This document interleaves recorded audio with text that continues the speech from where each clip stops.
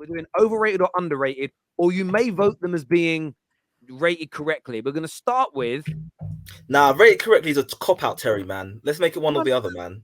No, it's not. It's being factual.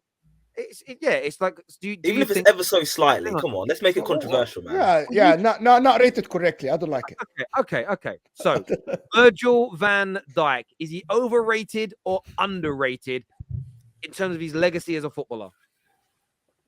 Who to start? This is the only. That's a Liverpool fan. Okay, underrated. This is the one I would have went for with fairly rated. Underrated. I think our fan base massively overrates him. I think other fan bases are starting to underrate him because of what's happened recently. So I think this is the only one where fairly rated would have probably worked, because I think it's the neutral ground between our fan base thinking he's the best thing ever because we had Mamadou Sakho beforehand, and other fan bases starting to now downplay what he's achieved because of recency bias, when in reality for those 2 to 3 years he was at the top. He reached one of the highest levels a centre-back's ever reached in football. I mean, he was, 4 Ballon d'Or points off beating one of the best versions of Messi we've ever seen to a Ballon d'Or. So I think perfectly... The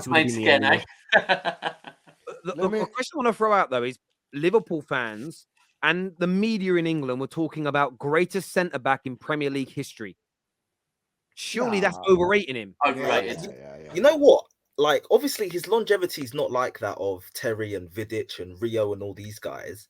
So, if we're talking from everything you did in the Premier League, who's the greatest, then maybe probably didn't have a place in that conversation. But in my opinion, if we're talking purely at your peak, he walks in. There is no way Van Dijk doesn't make a Premier League all-time 11 based on his peak, because his peak, like Tom said, is one of the best centre-backs I've ever seen.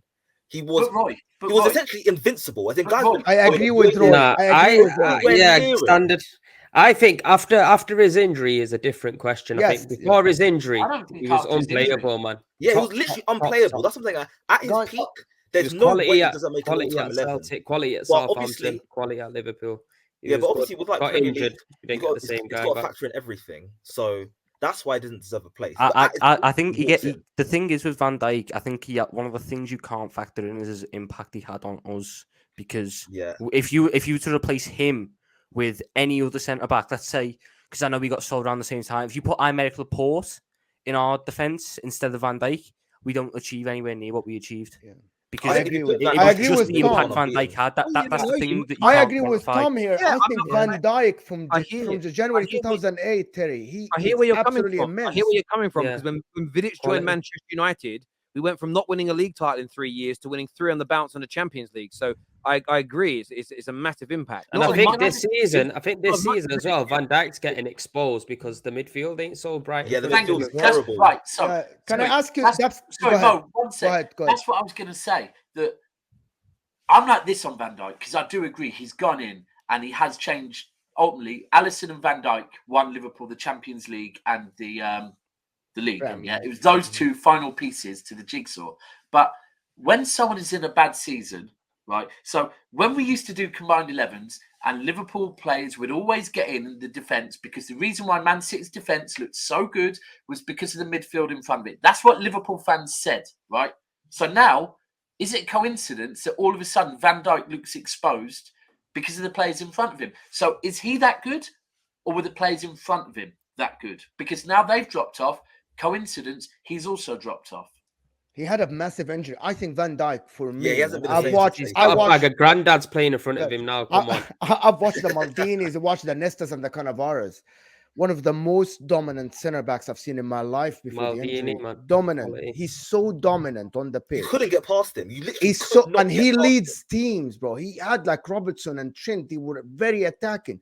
This guy is so dominant as a defender. Can lead a team. It was unbelievable watching him.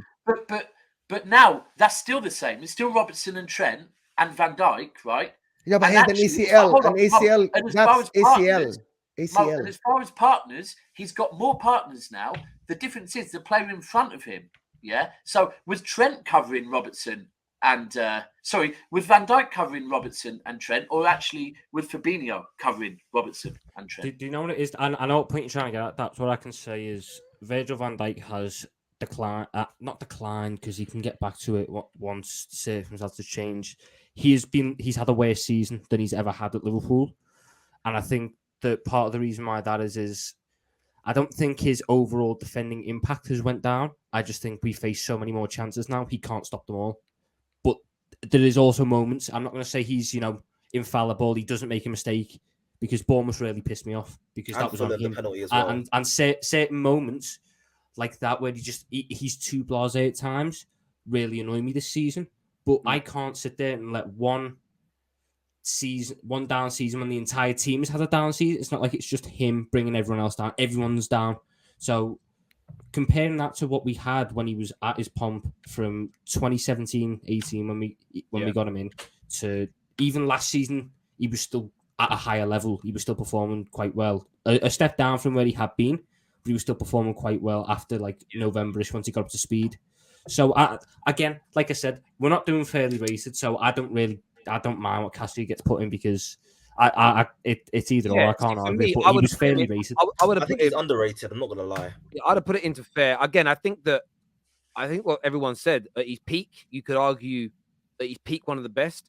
I'm still someone that judges longevity when I'm judging the legacy of a football player, because I'd rather someone be 9 out of 10 for a decade than 10 out of 10 for 3 years. Personally, that's what I would prefer. But the viewers have voted in the voting section. We put a poll out. 72% have voted Van Dijk as overrated. Shock. But that's probably on Liverpool fans. It's probably on Liverpool fans for saying the greatest centre back of all time ever. When you think about like I said, it's Virgil van Dijk polarizes. You've got us who say he's the best thing ever, and you've got rivals who then in turn bring him down a bit too much. In terms of interest of time, and moving on to the next one here. Next, we're doing Wayne Rooney. Underrated.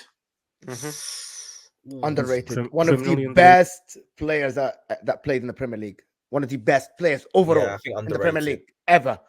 Underrated massively. I think why people... When you say underrated, you mean underrated by rivals?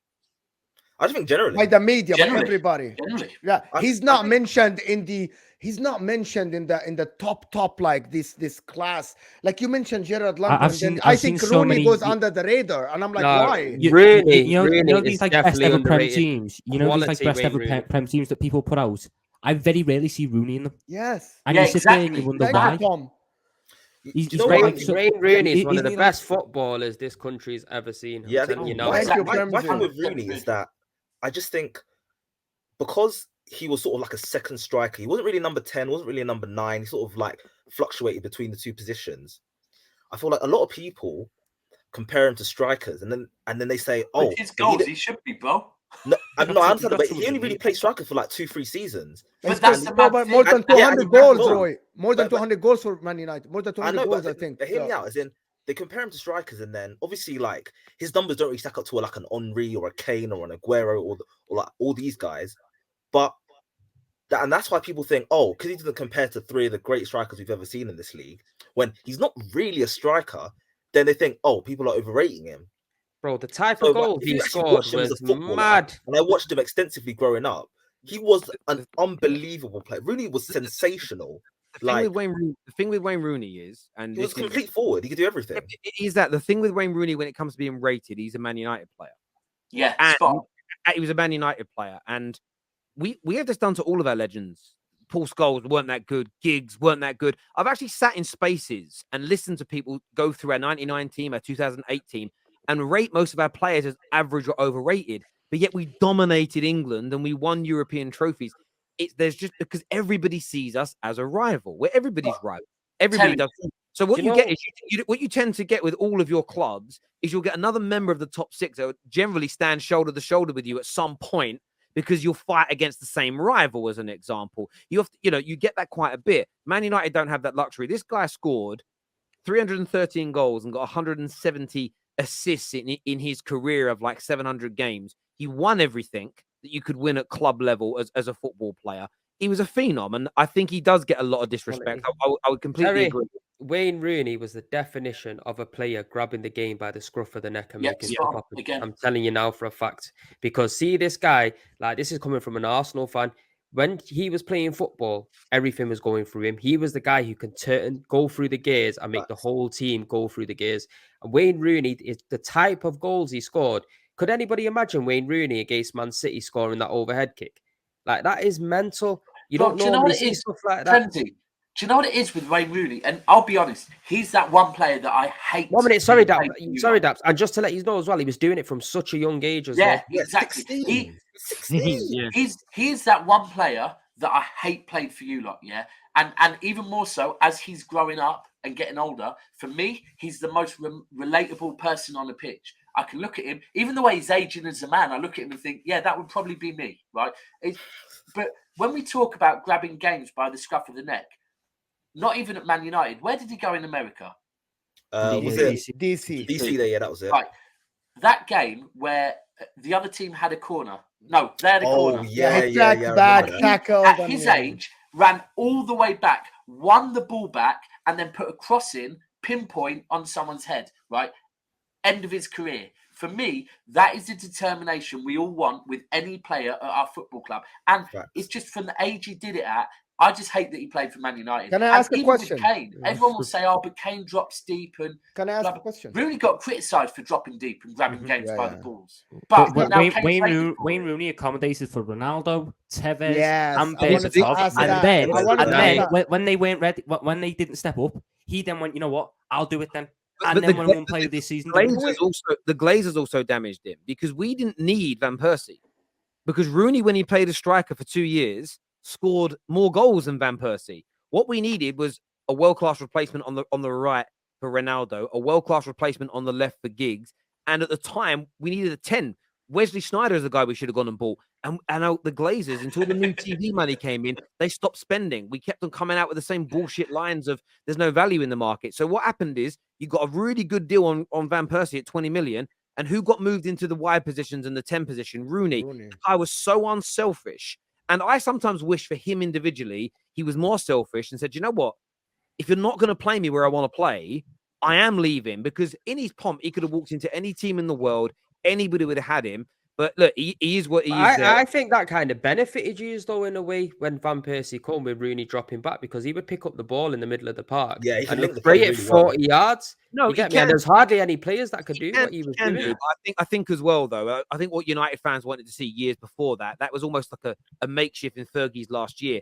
What we wanted to see was world-class players brought in the summer of 2009 to replace an aging Giggs, to replace Ronaldo that left. You keep Rooney as the number 9, and we had Tevez that left. So you needed somebody that could complement him as an example, because Rooney stepped in that season and scored nearly 40 goals. We didn't need a striker. We needed everything around him. But Rooney was just, I get where you're coming from. I just think we could have won a little bit more with that investment. But there we go. The viewers have voted. 78% have said Wayne Rooney is underrated.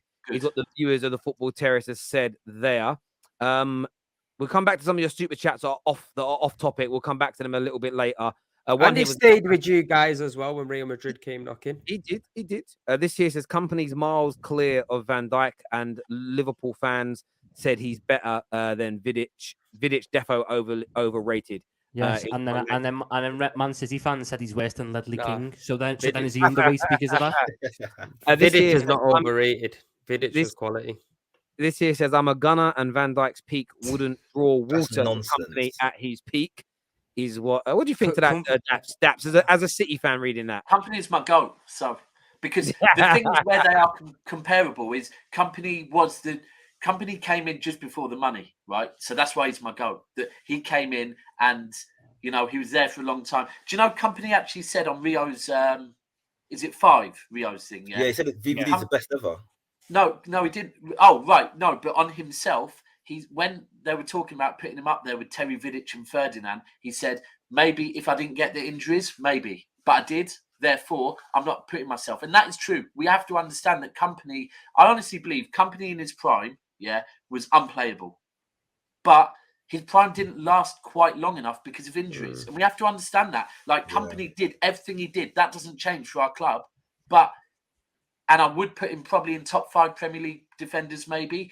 But it was cut short because of injuries. It was. Yeah, I hear that. The next leader of men, Company, leader of men. He was a great leader. Yeah, the next one on and off the pitch. The next one.